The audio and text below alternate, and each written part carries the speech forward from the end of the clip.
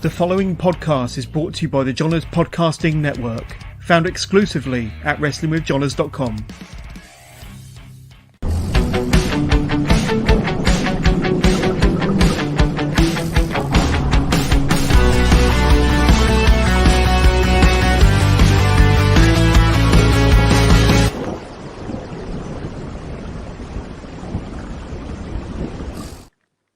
Hello and welcome to the latest episode of Wrestling with Johners, episode 285, and a slightly a late night edition of Wrestling with Johners, you could say. But I'm joined by a brilliant guest, and this is my second live guest of the week. I spoke to SoCal Val a couple of nights ago. Go and check that one out. A fantastic interview from one of the most entertaining people in the business right now. But tonight, for a Thursday evening, nearly forgot what night of the week it was, I'm joined by one of the most dedicated and hardworking pros in the business. And for my money, one of the very best wrestlers in the UK, Lizzy Evo. Lizzie, how you doing?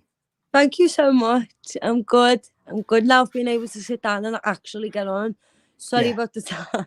Hey, don't worry about it. But I think just to kind of have a peek behind the curtain, you were at training, weren't you? And I was, you go to Future Shock, like I say, once or twice a week, and it was a bit of a journey back. But how did your session go anyway? How did your training session go? Fun.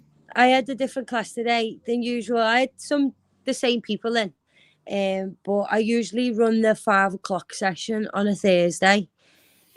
But I had the 7:15 class tonight, so that ran all the way till 9, and then I came home. But yeah, it's in Manchester, so it's like I go 45-minute drive, sometimes an hour.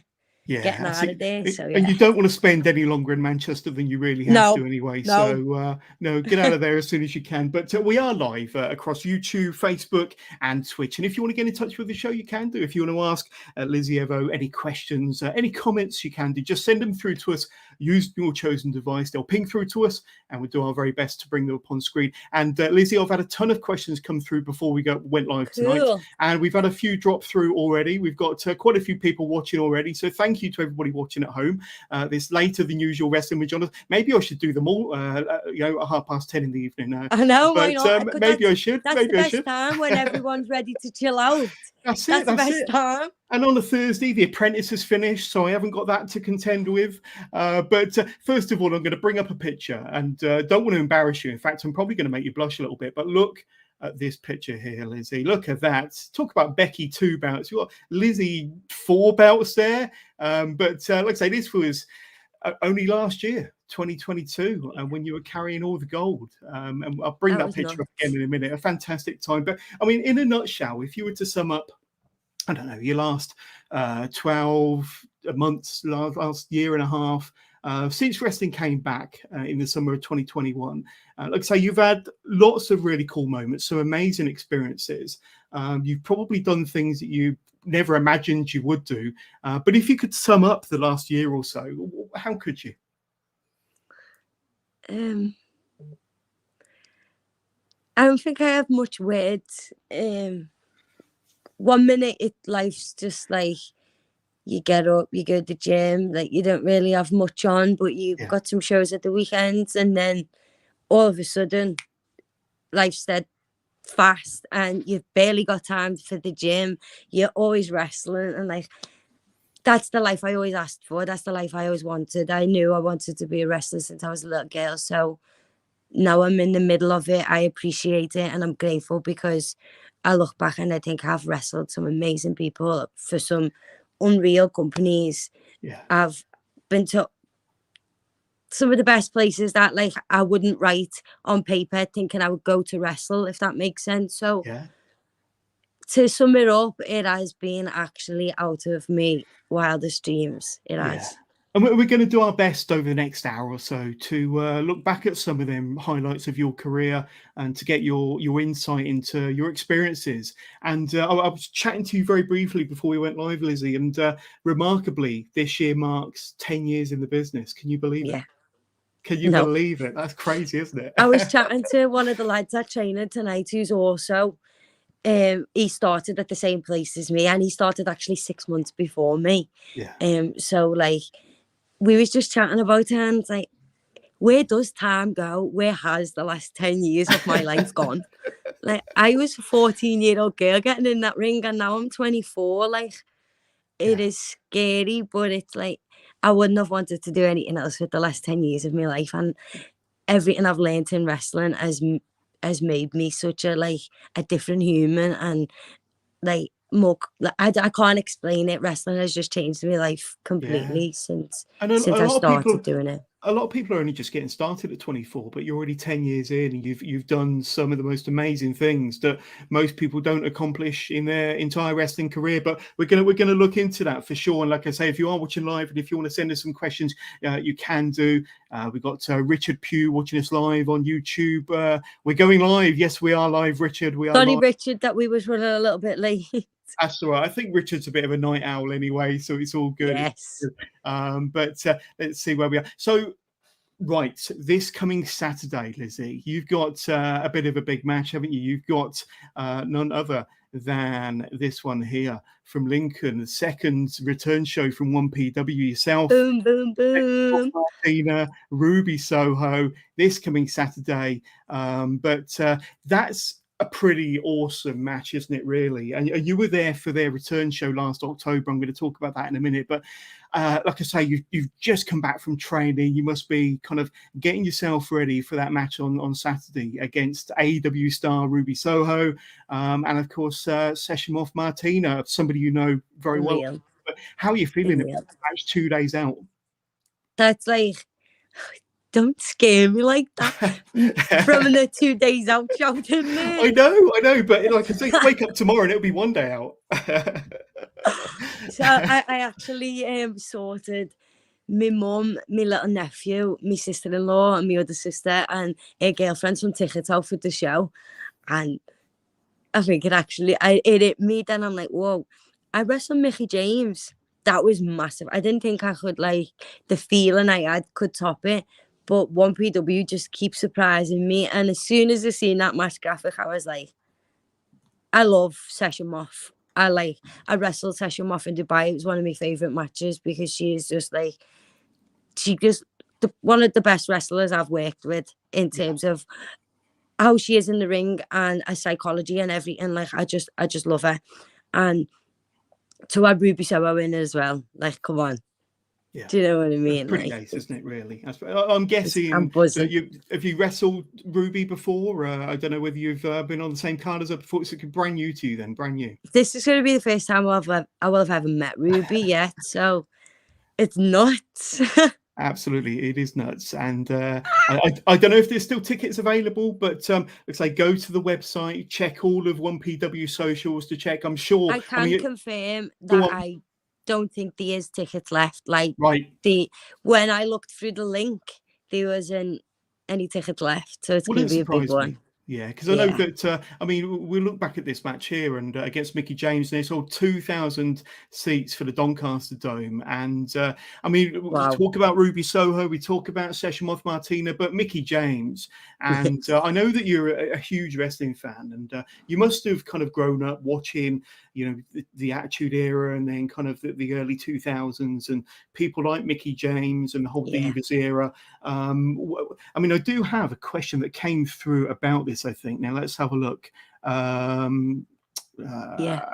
So first of all, how much did you enjoy your match against Mickie James? Because 1st of October last year, there might have been a few butterflies, I'm guessing, but it was a great match. And if there were butterflies, you wouldn't know from watching it back. Oh yeah, there was. How are you feeling before you step through that curtain? Yeah, it was scary that day. It was scary. I remember Will, the photographer, caught me backstage, and I was just deep in thought. And I looked back at it, and I was like, that was when I was like thinking about everything. Like, this is gonna make me, break me. This is like, she's either gonna like me, she's gonna not like me. Like, so many things as a wrestler was going through my head, and like, little old me from Liverpool.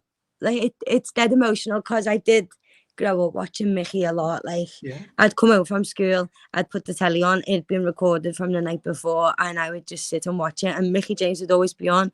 And it was around the time when she would be tag team with Maria. I don't know if you ever remember that.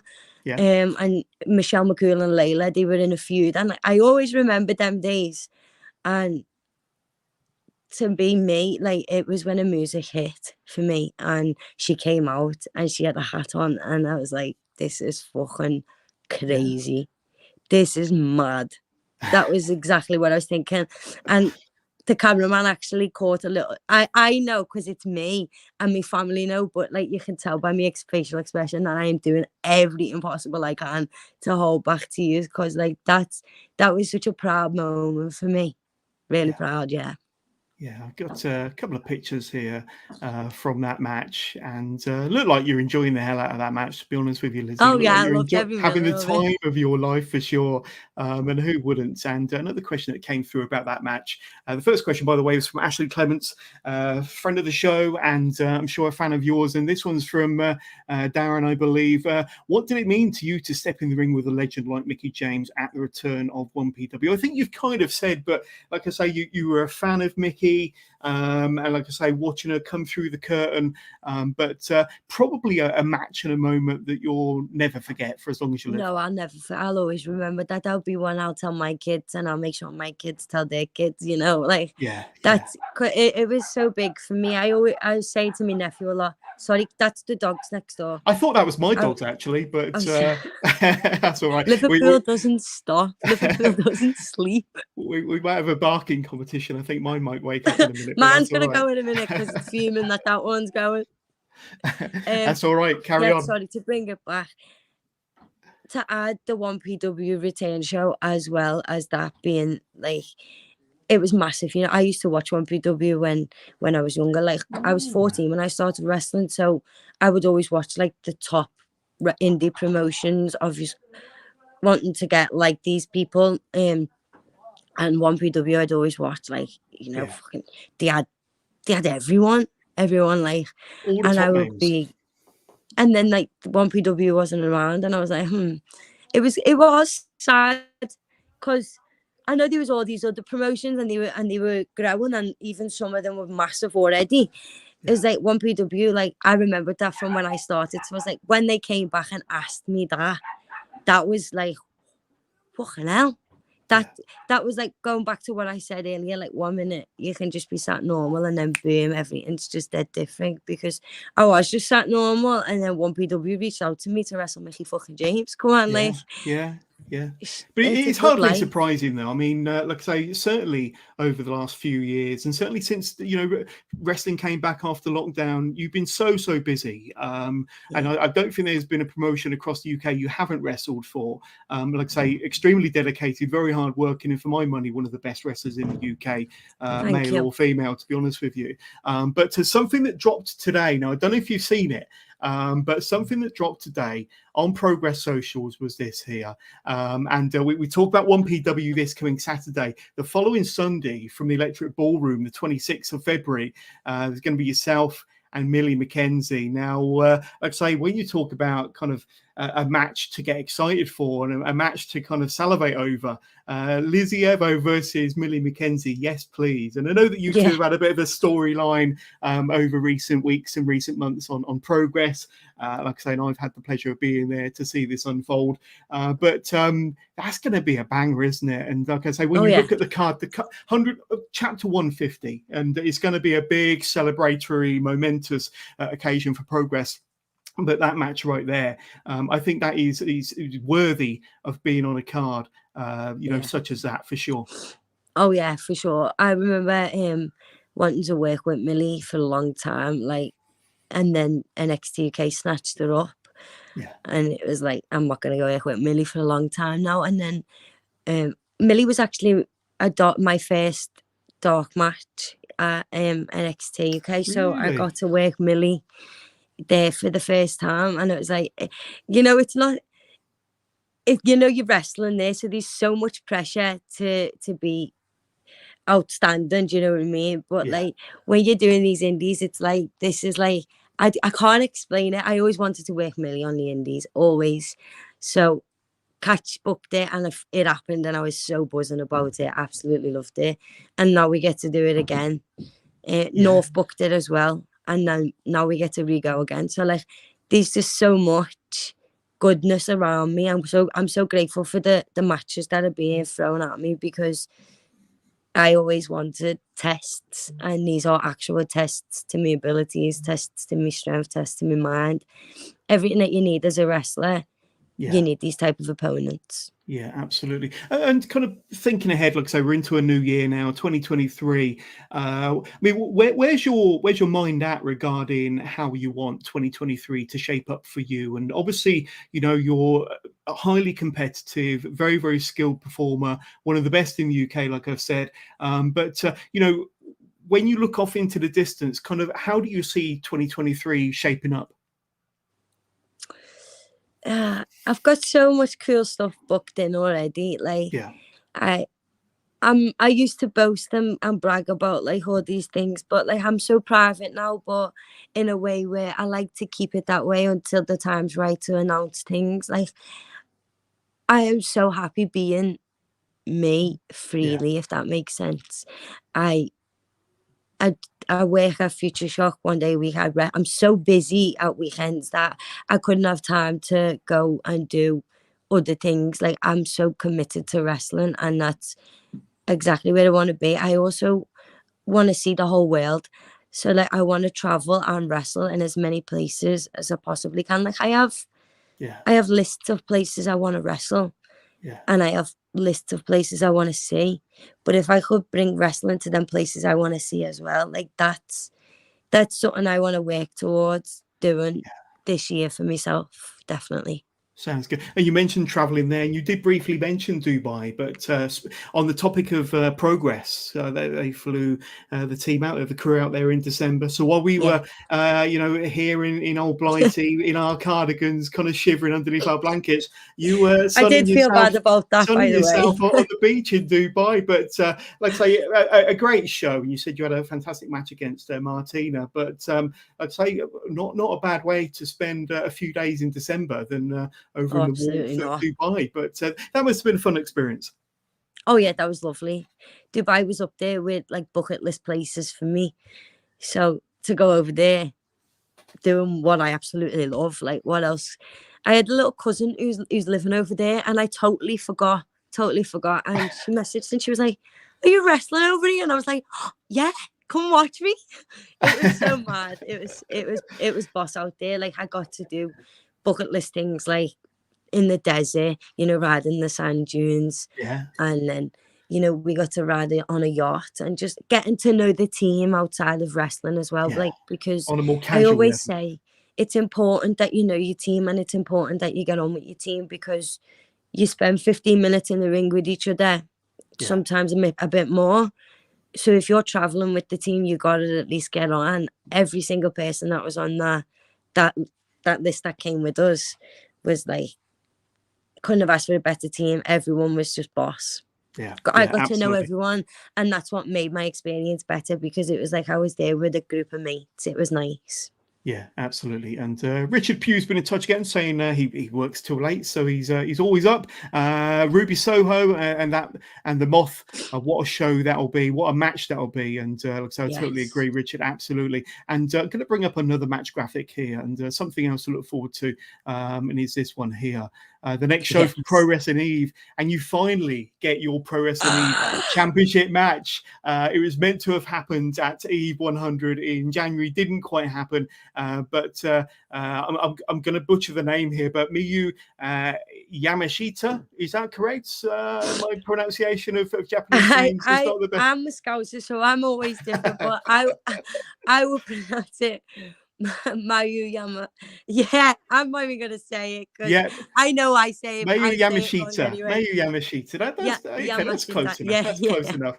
But like I say, you finally get your Pro Wrestling Eve Championship match, and like I say, it was meant to have happened at Eve 100. I think there was all sorts of things going on. The card got shuffled all over the place, but still, Dan and the team there put on a tremendous show, but it's finally going to happen. I'm just going to bring it up to remind myself of the date, March the 8th, a Wednesday, is that right? So a midweek it's a show. weekday, yeah. And I'll say one full 30 minutes to a time limit, but Yamashita is coming over to the UK, and you will be, like I say, you were the number 1 contender. I think you were the number 5 contender, but you got your championship match, Lizzie. I did indeed. How'd you feel about that? I feel like I proved my point at Eve, you know, like not going off or anything, but I've worked hard at Eve. I've tried to like be a bitch to the crowd as much as I can, even though some of them still clap for me, you know what I mean? Like I do love going to Eve shows. So when I seen that, I was like, this is, do you see what I mean? Like graphic after graphic gets, I don't think I can top the last one, and then boom, someone else comes out with another one, and I'm like, this, my creativity just goes off on one. I love watching Miyu stuff. Like Dan said to me to watch stuff anyway, but I was already way ahead of that, because I was like, I already know who she is. I already watch stuff in Japan. I already watch all this stuff. Do you know, like, so I know what to train for that. Like I'm going to be on my guard, if you know what I mean. Yeah, absolutely. And I was doing a bit of research on her as well, and I think she's been in the business about the same length of time as yourself. I think you're similar ages. You've both had, you know, very competitive careers. I think she's done quite a bit of work for Joshi Pro and DDT and various others. And obviously she's the Pro Wrestling Eve champion. But you know, that's going to be a proper all-out battle, isn't it? I don't, you know, it's going to be a bit of a wrestling match, but I think a bit of a fight as well. And I think there's going to be some hands thrown. But how do you see that match going? Have you got a game plan yet? You don't have to let anything out of the bag. Of a game plan, and when I try and think of a game plan, I keep thinking of all these other matches. So I'm like, I can't even like focus at the minute. I've got so much going on. Yeah, but like I say, I always watch my stuff, so it's cool when I watch it. I'll get a little thing that'll go off in my head, and I'm like, yeah, okay, you know, like where I could interpret myself, my own stuff. You know, I always study wrestling in that mindset, because you just never know, like one day you could end up working with these people, and I am, so it is gonna be definitely one to watch, I think. And as a wrestling fan, and you never stop being a wrestling fan, even when you're in the business. But what sort of wrestling do you watch? Do you watch wrestling on a regular basis? Is it just certain promotions? Is it just stuff on YouTube, or do you get sent tapes? What sort of wrestling do you enjoy watching?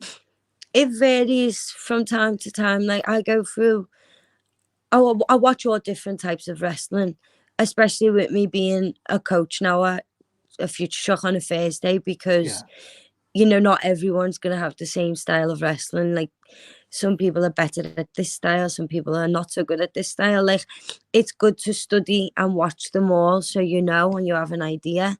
That's the way I always thought and watched and looked at it from growing up, especially when I first started breaking out onto the scene when I was younger. And you know, I would do a lot of family shows, and I think that was where I learned a lot about crowds. So it's like, it's just knowing your audience. And so I just watch different types of wrestling. I'll watch anything that I see on me YouTube page. I've always got wrestling on there. Mostly Japanese, I'm not gonna lie. I do watch a lot of Japanese, but I do also watch like just certain wrestlers. Not so much shows or matches. I have specific wrestlers that I'll go watch, and I'll watch a lot of their matches. And if I come across someone they wrestle that I think, oh, I like their stuff, I'll go watch their stuff as well. So it varies from person to person, time after time, to be honest. But one thing I will say is I think that certainly the women's roster in the UK at the moment, Lizzie, is amazing. I think certainly coming out of lockdown, it was very, very strong. And you saw a lot of promotions putting a lot more emphasis on women's wrestling. Certainly promotions like Progress, Wrestle Carnival, they were putting a lot more emphasis on women's matches, and so many others I haven't mentioned. But it is quite an exciting time, isn't it, to be a female performer in the UK, and the amount of talent that you've got. I mean, I could list 20 or 30 names off the top of my head of really top tier talent that are not just amazing in the women's roster, but are up there with the men as well. But it's a great time to be in the industry, especially the women's division in the UK, would you say? Oh yeah, definitely. Even in terms of promotion and booking more than one women's match as well. Like I said, I'm so grateful and lucky that not just me, but all of us women get these opportunities in these spots because we deserve it. Like we do just as much as the men. We work just as hard as the men. Like we put on in all that time and effort. We spend money on our gear as well. Like, this is why women for so long were like, take us seriously, because we do actually some of us put in more, and I'll be the one to say it, but I think it's such an important time to be a female wrestler on the scene now, because there's so much you can learn from everyone. And I'm getting to work with people that I haven't worked with before, and I'm learning every time I get in the ring with people, and it's a mindset thing, and I love it because I feel like I'm not wrestling the same people all the time anymore. It's like the scene is full of so many different women to work with. And like you've just showed me 3 different graphics of 3 different women where I'm like, phenomenal.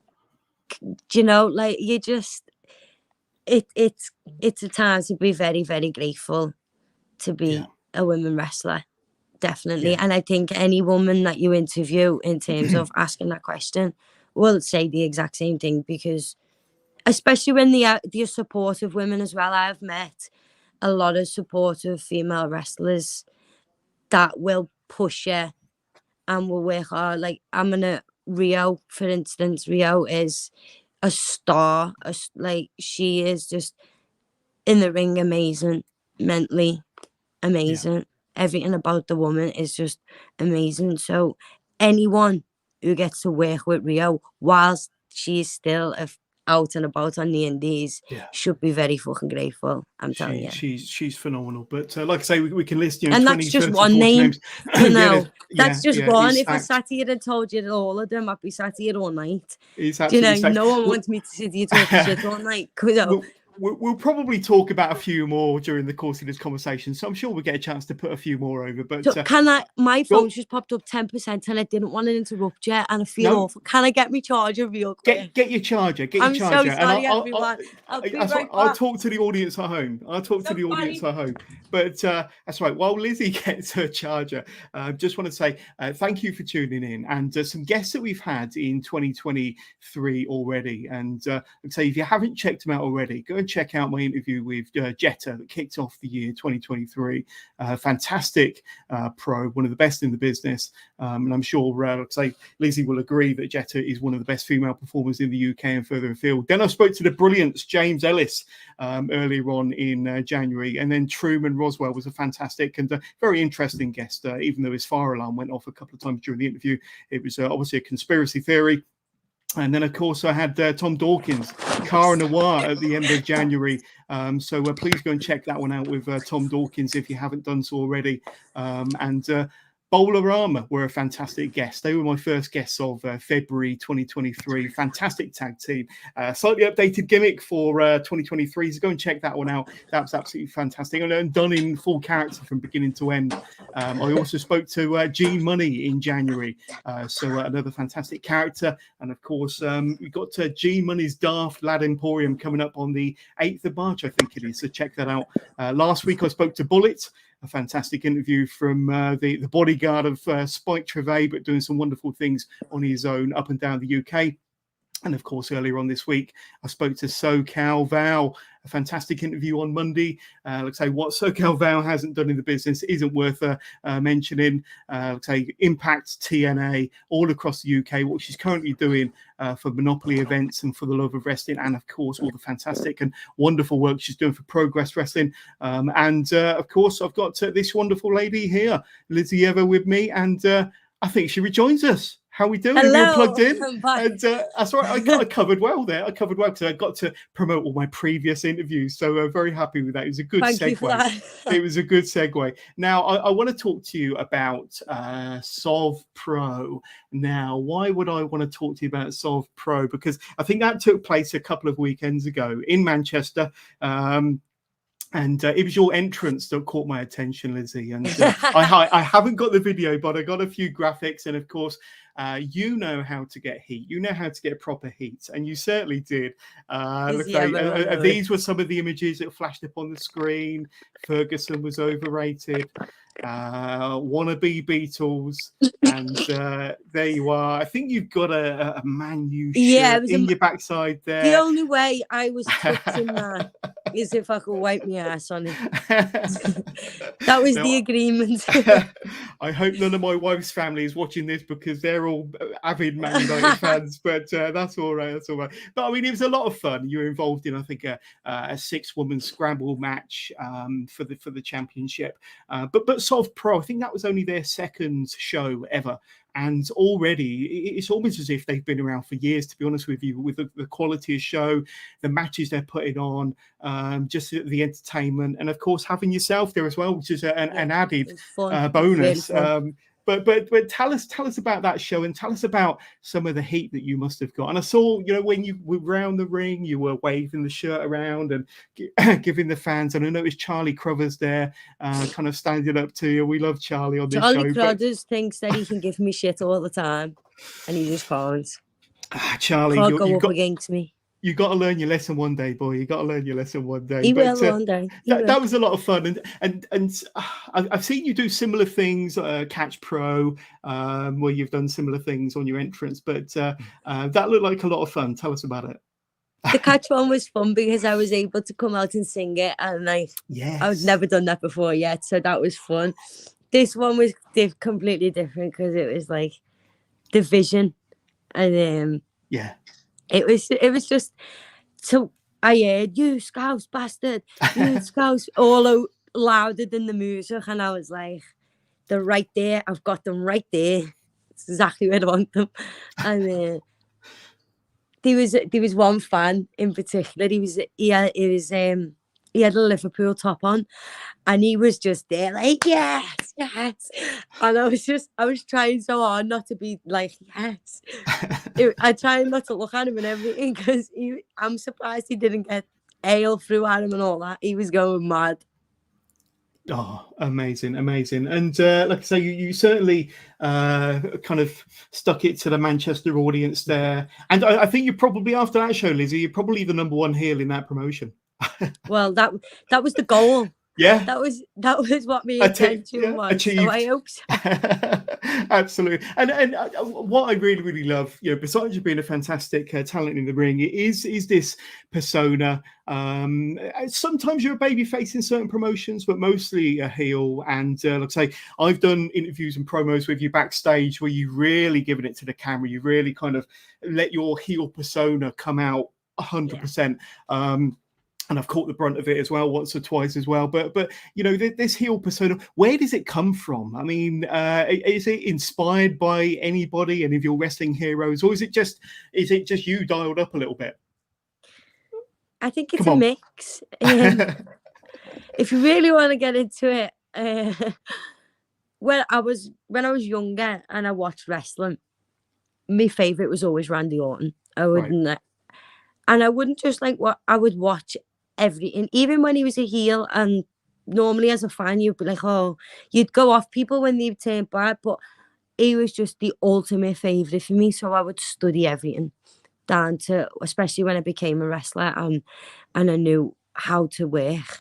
I would study his bumps. I would study how he worked the crowd, and just details and looks you know, a simple look is enough, and you don't have to do a million things. Like, I think once I knew I was better at being a heel, in my opinion, I am. I mean, I love working both ways, and I can work both ways, but being a heel, I have so much fun. I think it's because I'm a Scouser as well, and people automatically are just like, oh, a Scouser. Do you know what I mean?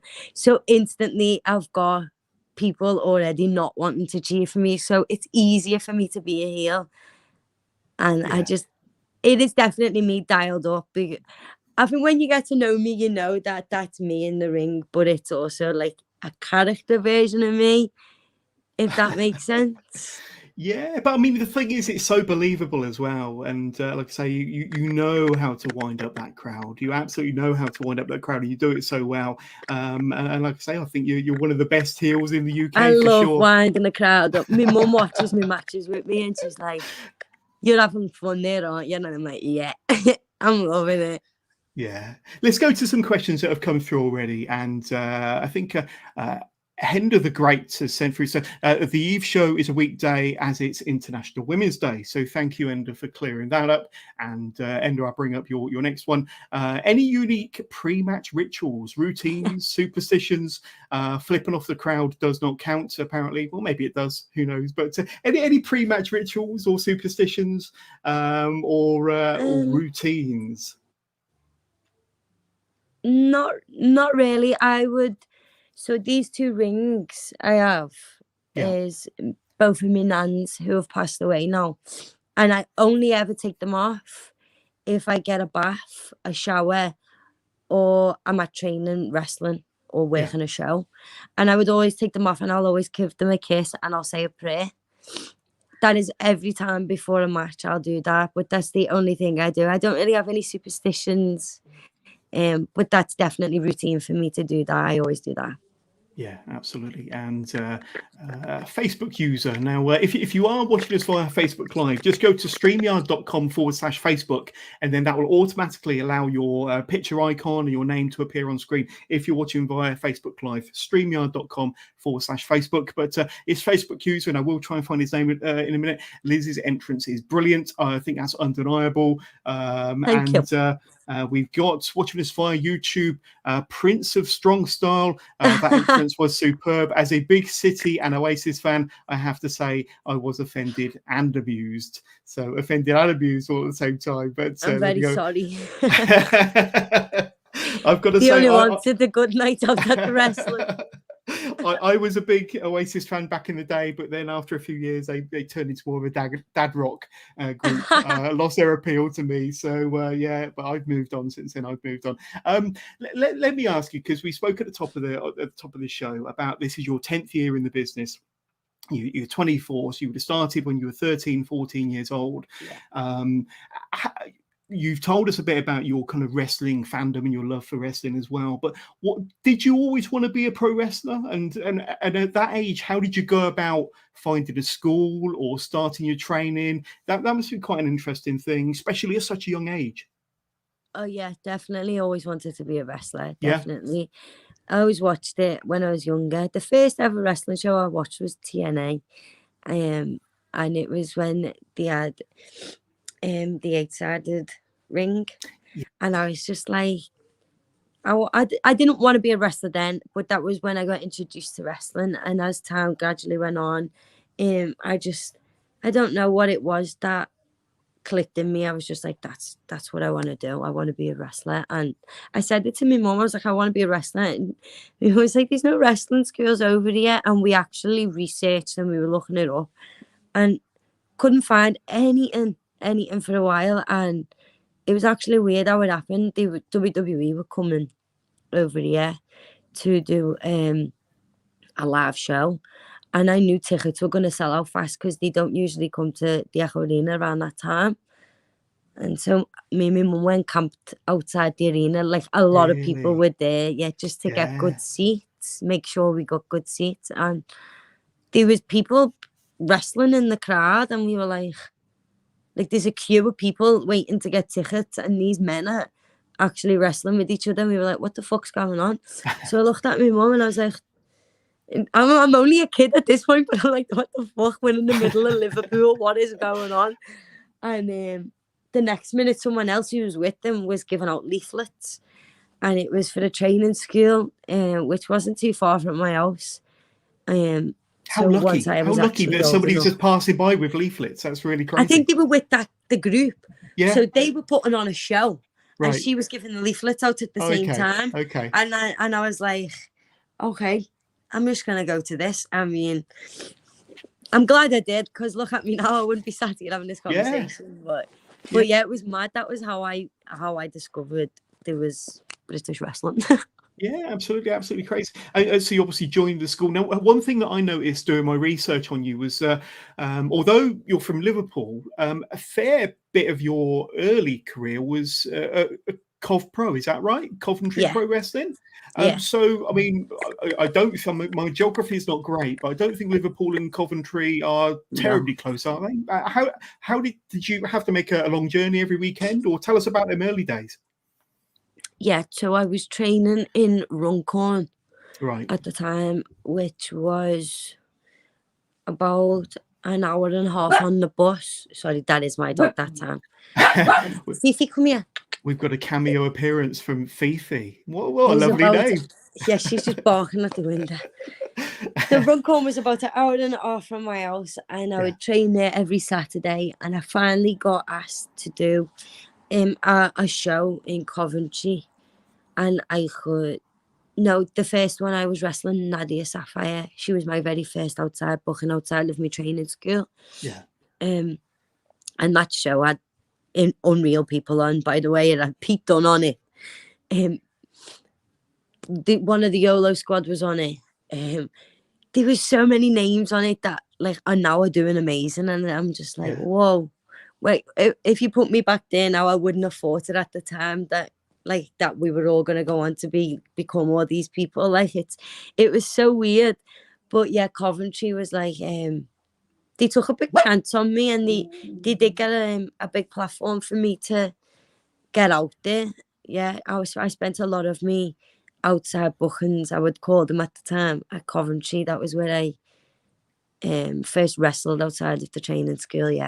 Yeah, I'm going to bring up some pictures. Now, I always bring up one or two pictures that might embarrass my guests, and it's no different with you, and I apologise in advance, but here's some early pictures of Lizzie Styles. Now, look at that. And obviously, you've got a championship bout there. I'm going to ask you in a minute what bout that is. And it's yourself, maybe a tag team partner. I'm not sure. I'm not familiar with the individual on the left there. But some earlier pictures of yourself. Kind of how old would you have been in those photos, maybe? The first one, I was 15 in that one. Right.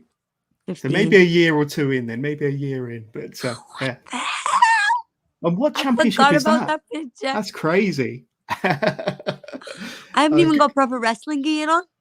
Google is an amazing thing. Google is a wonderful thing. Google is a scary place. Look at that one there. That's a great picture. Who's the other Ruby individual? Summers, her name was. I think I was 17. Yeah, I've got no tattoos on my arms. I think I'm 17. Yeah. And I dig deep when I do my research. I dig deep, but that was a shocker. Absolutely. And like I say, you obviously started to branch out across the UK, working for more promotions, still at a very young age, 15, 16, 17 years old. But let me just bring up my information here and make sure I've got all the right information, because 2016 was when you got the invite to go over to Japan. Absolutely crazy. Is that right? Yes. Was it Stardom? It was Stardom, yeah. And got one or two pictures here with Lizzie. The streamers being introduced. Look at that, fresh-faced and everything. And baby, I'm such a baby. Look at that. Unbelievable. But I mean, you would have been still a teenager, 17, 18 years old, and getting your first tour over to Japan for Stardom, world-renowned top promotion. Could you believe your luck? I mean, what was that experience like, first of all, and how did you get the invite? It was weird how the invite came around. I was just doing family-friendly shows on the weekends. Camp shows they were, half terms, I would spend a lot of time. I was just grinding doing them. I wasn't really active on the indies. Like I wasn't getting booked on many of them. I was just doing, the same shows every weekend. And I just randomly got a message on Facebook. And I was like, this can't be real. So I looked up the account, and it turned out that it was all legit and stuff. So yeah, that was how it came about, just a Facebook message. And I was like, there was a couple of girls that reached out to me afterwards, like, how did you go about getting over to Stardom? And I literally was like, I just got a Facebook message. But even then I was like, I sound like I'm lying to these girls, because like it's not believable that you just get a message on Facebook to go wrestle for Stardom. So I was like, yeah, it didn't sound like believable at first. So I looked into it, and I had never flown out the country ever before. I was only 17. So my dad had to drop me off at the airport, so I had to get a passport. It was that was mad how my life just changed. I was ready to go to college, and I was ready to do a course for beauty, weirdly, and it just wasn't me. I'm glad that I didn't. Instead, I ended up going over to Japan, and wrestling for Stardom. So a curious question from me then, like say, off to Japan, doing your first tour of Japan for Stardom, back over to the UK, wrestling all over the UK. Was you pretty much a full-time performer back then? Yeah. You were a full-time performer? I don't think I've been able to hold a proper like time job, like like a normal 9 to 5. Like some of them just required me to work weekends and weekdays where I wouldn't have been able to get to training.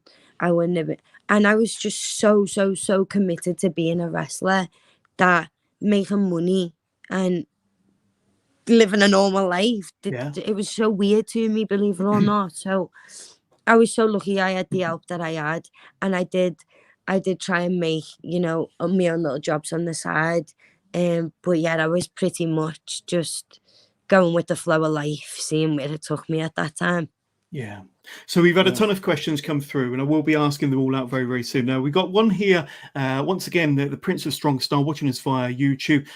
Lizzie, you've become a firm favourite of mine, and I think you were unlucky to miss out on the PWI 150. I totally agree on that. You're a great villain. Did that come easy at the start of your career, or did it take time? So we've spoken about how much heat you get in various promotions, especially Solve Pro and one or two others where you're the out-and-out villain, probably the best villain on the show. But when did that sort of persona, when did the heel persona start kicking in for you? I always worked as a babyface on the camp shows. Yeah. I think I did one show on them family-based crowds, where I had to be a heel for the first time ever. And it was against a very inexperienced girl, and she's not working anymore now. She wasn't around long, and that was where I learned how to be a villain. Really? Because I realized there's so much more to being a villain than what I thought. Like, you have to pace this match, you have to control it. You gotta work the crowd at the same time. You gotta know your audience. And you feel your audience on your entrance. I mean, that's me personally. I think everyone's different. Yeah. But every match I had as a villain, when I first was becoming a villain, I was using it as practice and as reps, because I was like, in my head, I wanted to be the wrestler that people spoke about. In my mindset before every show was, I'm going to be the wrestler that everyone remembers at the end of this show. You can do the best move. You can do a million flips, but I promise you'll say my name after this show. You'll say that girl from Liverpool if you don't know my name. And that was my mindset going into every show as a villain. And I just I used certain things to my advantage. Like, I know some people value the city, so I'll use the city against them. Some people value the football club.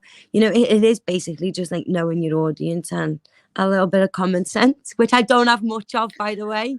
Oh, So don't sell yourself short. Don't sell yourself short. But we've had a lot of questions come through about Alexis Falcon, which we'll get to in a bit, and NXT UK, which we'll get to in a bit, because there is an order to these things. There is an order to these things. I try to keep things in order. But Richard Pugh saying CPW, Cov Pro Wrestling are good. They are very, very good. I've spoken to several individuals that have worked for CPW over the years. James Collins said those picks, them early picks, remind him of Mega Slam days. But that's maybe the show, yeah, Mega Slam. Let's just James Collins knows. There we go, and there we go. Look at that, fresh-faced and ready to take on. That was definitely from a Mega Slam show. That one. Yeah. Yeah. Ready to take on the world. Ready to take on the world. And little did I know, eh? And you certainly did.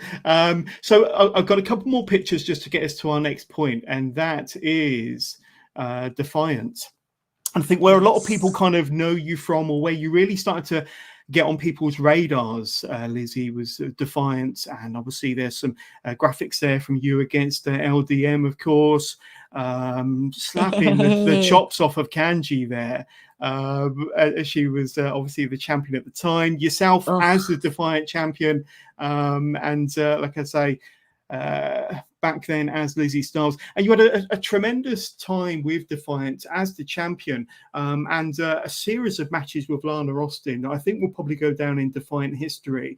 I mean, I've got a list of some of the matches here that you had with her, but let's see if I can get my place here. But I mean, tell us a bit about your memories of working for Defiant, because I think a lot of people have very fond memories of when it was WCPW and then it changed to Defiant. But what are your memories of working for Defiant back in them days? And like I say, you had a lot of success as well.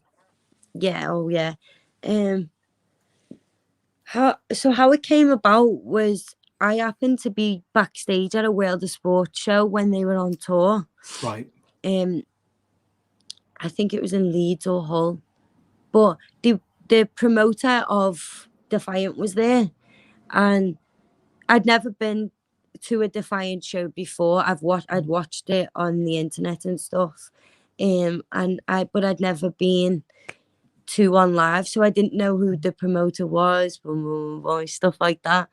So when he came to me and he was like, "Oh, I'm Dan. His name's Dan, and I love Dan. I'm so grateful to him because, you know, no one really took a chance on me then, and he did. He gave me a big platform, and he gave me a really good story to tell. You know, and he knew my character.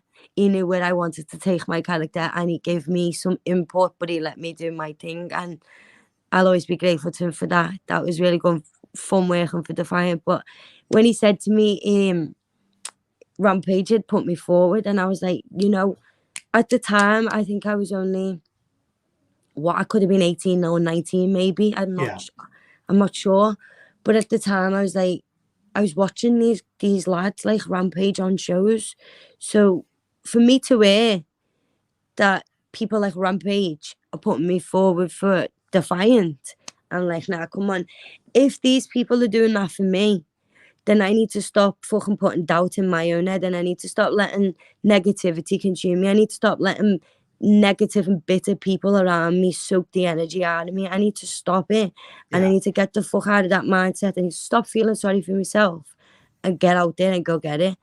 And the Defiant days for me are the ones that stand out the most, because that was the hardest time in my life when I was wrestling for them.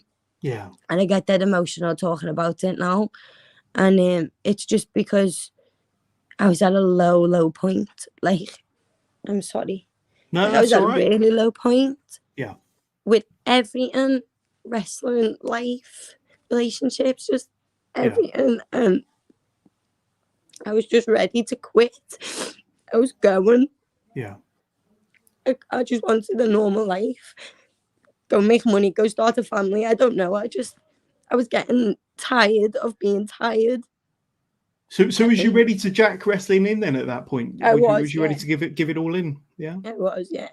It was I was just having a shit time, and I didn't realize at the time, but my energy that I was putting out there was so low vibrational wise, and it was just manifesting itself back to me in more ways that were worse. And I was just in a rut.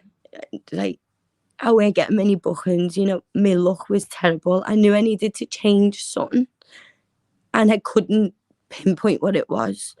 I was seeing comments like, she needs to change her hair color, she needs to get new wrestling gear, she needs to do this, and they didn't bother me because I've never been one to give two fucks what people think about me. But I knew in myself that something needed to change. So for someone else to point out some things about me that they thought I should change, I was like, okay, maybe that is some things I need to change. So fucking lo and behold, lockdown came after the Defiant run. And, you know, we got bad news that Defiant wouldn't run again. And it was shit because, you know, I was on a run there. I was doing really well. I've still got the title in the living room. My mum's got it on the shelf. Have you really? Yeah. It was because I'll tell you, before I finish, someone reached out to me to fill a spot at What Culture before it was Defiant. And I couldn't do the show, and I was trying my best to get it because I really wanted to work for them. And it fell through. Someone else took the spot, and I missed that. And I was fucking devastated. And at that time, I wasn't positively thinking about anything. I wasn't thinking that time it'll come back. But now I look back, I'm glad someone took that spot because Defiant got to see fresh Lizzie Styles. Yes. And a whole new me, a whole new story. And it wasn't just a spot to fill, you know. So that was patience is key. Mindset is key. I've learned a lot. The Defiant run taught me a lot. The Defiant run made me realize a lot. Lockdown came. I changed my hair. I changed my life. I changed everything about myself that I hated, that I didn't want anymore, that I knew needed to be fucking changed, and only I could change it. And Defiant was a massive, massive credit for me finding who I am. Yeah. So, I was going to ask you about lockdown and whether that gave you the opportunity to reflect on your wrestling career up till then, and give you an opportunity to kind of think about how you wanted to come back and how you wanted to be presented and perceived by the fans in the locker room. And you just said it, and I'd say along with the hair and maybe the gear, also the name change as well. And did you wanted to come back a newer, fresher version of what you had before then, essentially?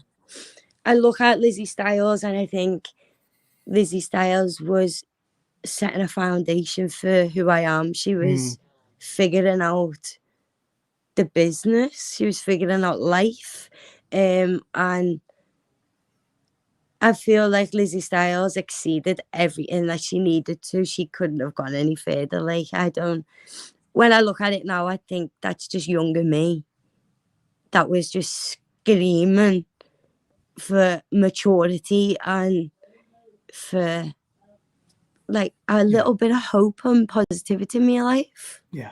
Totally get it. So when I came back as a brand new me, I was like, this is it now. I'm not slipping off. I'm not going to fall. I've built it. I've worked hard and I used it to my advantage as best I could. So I'd be a fool to let it fall now. And you certainly did that. And Richard Pugh's reached out again. Boom. Positivity is the only way forward, Lizzie. Trust in yourself. That's the one. There we go. Trickster Tom, watching us via YouTube. Thank you very much. Inspirational words from Lizzie there. Lots of that is applicable to us all. We're really glad to have listened. Glad to have you watching and to listening to this fantastic story. And one thing that I think will kind of put a smile on your face, and another company that's been very, very close to your heart for a number of years now, and that's TNT Extreme. Yes. And we all love TNT Extreme on this podcast. We love Jay and the team there. Jay slightly older shot my and a more favourite recent shot in the whole world. Yeah. And I'd say, I mean, that promotion, it's gone from strength to strength, and what it's doing now in 2022 and 2023 is absolutely amazing. You've seen it, with your own eyes. You've been there for a number of years now, but I'd say it is one of them promotions that's very close to your heart. What does TNT mean to you, especially? I'd say everyone who knows me knows that TNT is my own. Like, there's Lizzy Evo wouldn't be Lizzy Evo without TNT, let's be honest. Yeah. TNT gave me, so Defiant was before lockdown, after lockdown was TNT. They gave me the platform. The way they built mine and Alexis's storyline up, I'll never forget it. And the time, the effort, the money, everything that they put in to building the whole show as a thing, but the women as well. I take my hat off to Jay because he's just a normal lad, and he's just a normal lad from Liverpool, trying to run shows, make people happy, and he's doing a really fucking good job at it. He really is. And I come across all these people who are like, "Oh yeah, I'm trying to get on TNT. Can you give a good word for me?" I'm like, I mean, I'm not one for politics or anything like that because I've had it done to me. I don't like people that do that. But Jay is one of my good mates, and I can't guarantee I can get people shows, but I will always put words in about people who I think are good and stuff. And Jay will always listen. Jay knows that he runs his shows and we do our jobs, and he is so good with letting us have creativity and just who he is as a human. I really value Jay. I'm really grateful for him. I'm grateful for TNT as a whole. Like, I am Lizzy Evo because of TNT. Yeah, and the name's not there, but I know who sent this him. one. You know who sent that one in. That's him, innit? Thank you, Jay. Yeah, that was Jay. But we've had a lot of interest before we went live about your series of matches and your feud with Alexis Falcon. And let me just bring something up here because good friend of the show, Ashley Clements. I loved your feud with Alexis Falcon across the country. Would you want to have another match at TNT, but have the roles reversed, with you being the face and Alexis being the heel? And we know if you've seen anything of TNT recently, that Alexis has recently aligned herself with the spectacular twat, the TNT World Champion Charles Crowley, of course. So now she is more of a heel, I suppose. She is a heelish twat. So that would be quite an interesting one. And I mean, you've had some bangers, and I think that's kind of everybody likes saying that. Some bangers of a match matches against Alexis Falcon.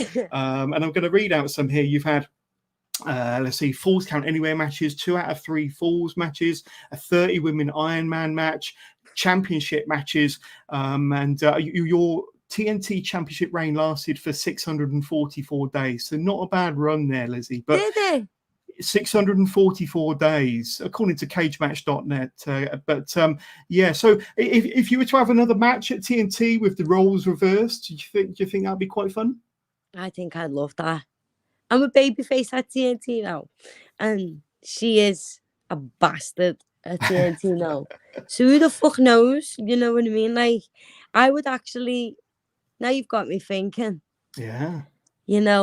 That would actually be fun as fuck. Let's see if she could bully me the way she's trying to bully people. Yeah, absolutely. I'd love that. That would be really cool. And I think there was another TNT question. Let me just see if I can find it, if I can get myself organized here. But it was essentially the same question. I'll try and find it in a bit for sure. Let's have a look. We've got Joaquim Martinez, who sent us a question watching us live via YouTube. Hey, Lizzie, it's Kimmy. So I don't know if you know Kimmy. I'd love to ask you about your experience in Stardom very early in your career. Would you like to go back there like Zaya Brookside did recently? So I think a lot of the UK talent have gone over to Stardom at one point or another. You certainly did back in 2016. But is it an experience you'd like to repeat sometime soon? I mean, it's definitely an experience that I would like to make different than it was the first time. 100%. Okay. Yeah. I mean, it's not. I would never say no. Do you know what I mean? I would never. turn an opportunity as big as such away. But I'm not currently looking for that, if that makes sense. I'm wanting to work at places I've not worked for before. Yeah. Kind of want to have my foot in a bit of everywhere. Eventually, like, I just want to get off. When I eventually go, I want to be able to say I did it fucking all, you know? Yeah. So if it comes back around, I would never say no, but I'm not going to chase. I don't chase, I attract, is the thing. But yeah, it's definitely something I would make right if it came back around. If that Facebook message came through again, if you get another messenger, then I know, yeah. you're not going to turn it down, are you? I'll have to put my Facebook notifications back on. There you go. And TNT actually got in touch before we went live. I bet you can't guess who sent this in. Who is your favourite Scouser in Brit Yeah, of course it is. There you go. I want to talk to you about TNT. Here we go. NXT UK, because you had a lovely little run with them from about February, March of last year through to when the doors closed, unfortunately. How did you first appear on WWE or NXT UK's radar? Because I'm guessing you had a trial match maybe, a year or two before, but how did you first appear on WWE's radar? How did they get in touch with you? One of the coaches was at a show back at the Defiant days. Now we're backtracking now, so we're back to the Defiant days. So we're Lizzie Styles now. Someone gets in touch. Someone was at a show I was at, and he took me email and said that he would be in touch. He got in touch and asked for some matches, and I sent some over. And this is where you'll understand why I was at the point of giving up. I got an email back that was like, oh, at the minute, it's not what we're interested in. And we'll let you know if anything changes. And I know, as a company as big as that, what they want changes all the time. Sure. I didn't, but I was in my head, and I got it, I made it too personal, and I got really down about it. And then I felt like I had a point to prove. So that once I stopped feeling sorry for myself, and I was like, okay, I'm going to use this to my advantage, and I changed everything. They reached out, and it was for a tryout. And it was just as simple as, hey, would you still like to work for NXT UK? And, we can just, sometimes when you sit there and you get down in yourself and you think this is never going to work for me, that was my chance, I blew it, that's it. And like, you just never know, things always come back full circle, and sometimes they take longer than others, but yeah, it does come back. And so they got in touch with me via email about the tryout, and I was so fucking nervous. As leading up to that email, all I ever wanted was that email. Invited for a tryout with WWE, and you watch all these videos of people that tough enough, and you watch all these tryouts, and it's when you're there and you live that, it is so surreal. So like when I first walked into the performance center and I saw they had a big W logo, which was WWE's logo, obviously, and it was just massive. The first thing that you saw as you walked in, and I was like, I get used to that. Fucking hell. Yeah. Like, and then you'd walk through to go to the rings, and there would be every belt, every replica of every belt that they had over the years, and the Divas Championship was on the wall, and I'd see it every morning when I'd come into the PC to do training, and it was just lovely because I loved that belt growing up. Like, I loved the women's belt, but just the detail of the Divas. Not many people like it, but I loved the colour and all that. And it was just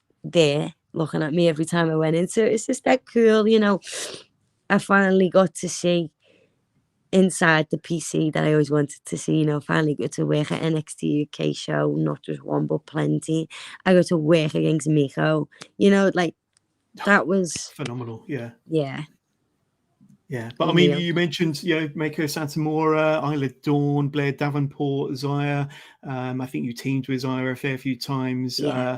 Amel, and so many others. And like I say, a bit of obviously an experience and a time in your career that you'll never forget. And obviously the doors then kind of closed. Obviously that there's still talk and rumors of NXT Europe. I mentioned, a few times that you're easily one of the leading female performers in the UK and Europe. But if they came a call in again for NXT Europe, would you be interested?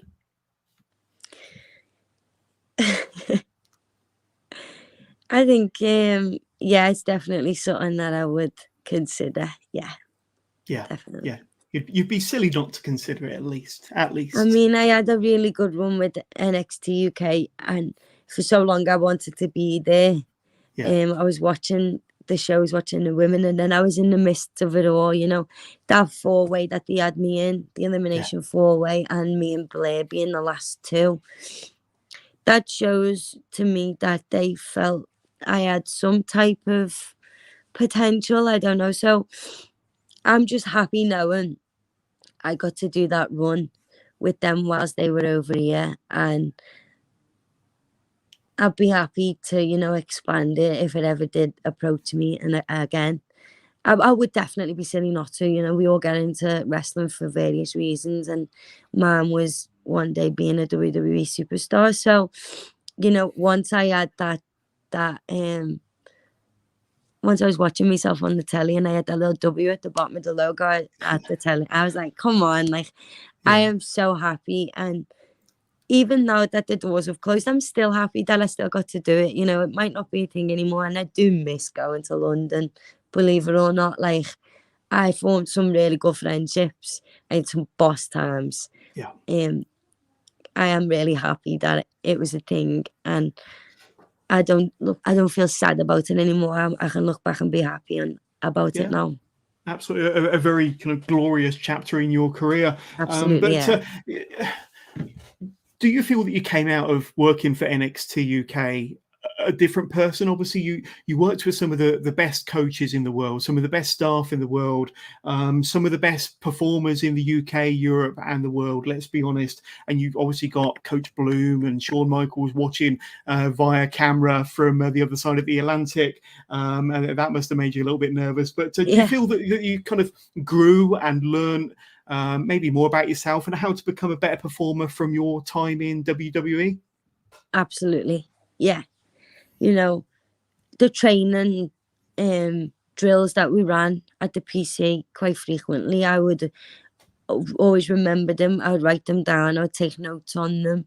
It was so important to do so, and I'm glad I did, because now obviously I take the Future Shock classes on a Thursday. I can interpret what I learned there with these guys at Future Shock, and then if some of these wrestlers are aspiring to get there, this type of training will help, because this is what they taught me, this is what they look for, this is what they like, this is what they don't like, type of thing. So I definitely left. I'm not sure all in all how long I had with NXT, but the time that I did have with them, I learned so much, and I've definitely come out a more happier, mature Lizzy Evo. Oh, 100%. I think that's evident from anybody that's seen you perform, in the last year or so. And another company I want to talk about, probably the place I've seen you the most at, is Wrestle Carnival in Nottingham and Coventry. A really good promotion ran by Gary Ward, of course. And like I say, you were there from their very first show, 1st of August 2021, the Portland Centre, Nottingham. And like I say, we've seen this company kind of grow to the point now where it's kind of doing really well at the HMV Empire in Coventry, putting on some fantastic shows, bringing in talent from all over the UK and all over the world. But you've been there since day one. I mean, what's your experience of Wrestle Carnival been? Because you've been involved in some pretty cool storylines and some heated feuds, especially Charlie Morgan and Jetta. But it's a fun company to be a part of, isn't it? Oh, yeah. he's always up to some madness, Gary. Is like, there's always something on the show that's like, oh, you know, like he's a cool dude. He runs some fun shows. I do love doing Wrestle Carnival shows. The crowd's always fun, and they give me shit, like smart type of shit. Yeah. They make me angry to a point where I'm legit angry. So yeah, I do love doing Wrestle Carnival shows. They are always fun. I always leave there feeling accomplished. Yeah, absolutely. And I don't know if you've seen this, but a match has been announced for their July show. Number one contenders match. Yourself and Alex Windsor.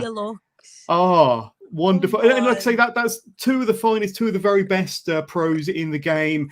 Alex Windsor and Lizzy Evo. That's going to be, I'll say it again, that's going to be a banger. And that's a number one contenders match. Like I say, the Wrestle Carnival, Queen of the Carnival, it's with Jetta at the moment, or is it with Jetta? I don't know, something going on there. From their last show, the new general manager's had his hand in things. But have you faced Alex Windsor before? I have, yes. I worked Alex Windsor. I want to say it was 2017 when she was named Liberty. Right. And I was named Lizzie Styles. That was for, I think, Infinite Promotions when they were in Liverpool, maybe. And then we wrestled again most recently for Pro Wrestling Eve. Yes.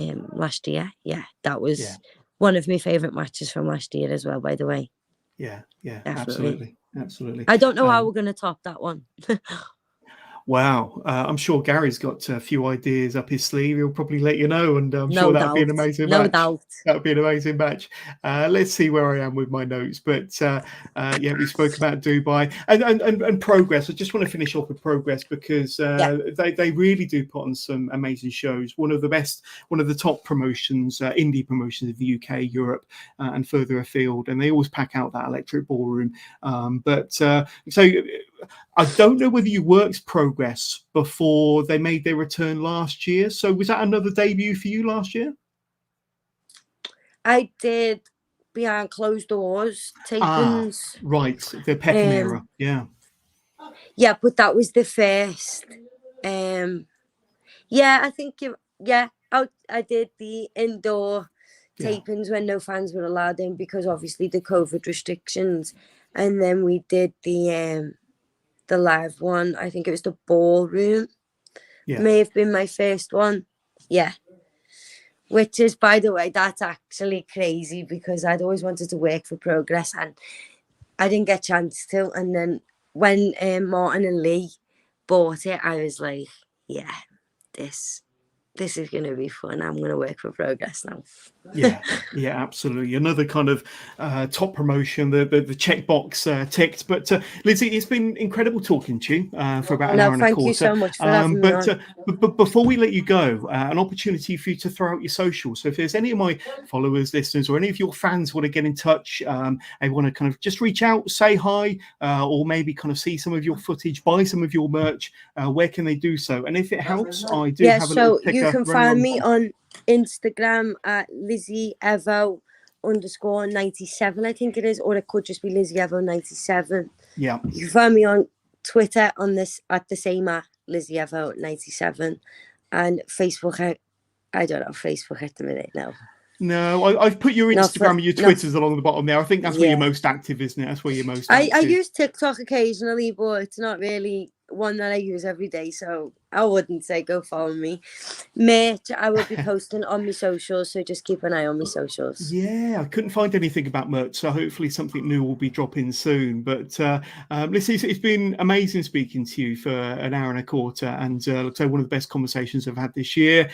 So I just want to thank you so much. If you've got a final message to your fans out there, to your supporters, to your friends and family, one final message, what would it be from Lizzy Evo? One final message from Lizzy Evo would be to just keep being yourself, follow your dreams, don't care what people say about you, find what you enjoy doing the most and put your heart and soul into it because you only get one life, so live it. There we go. Lizzy Evo, thank you for being an awesome guest, and we'll catch up with you soon. Thank you so much for having me on. I appreciate it. You're welcome.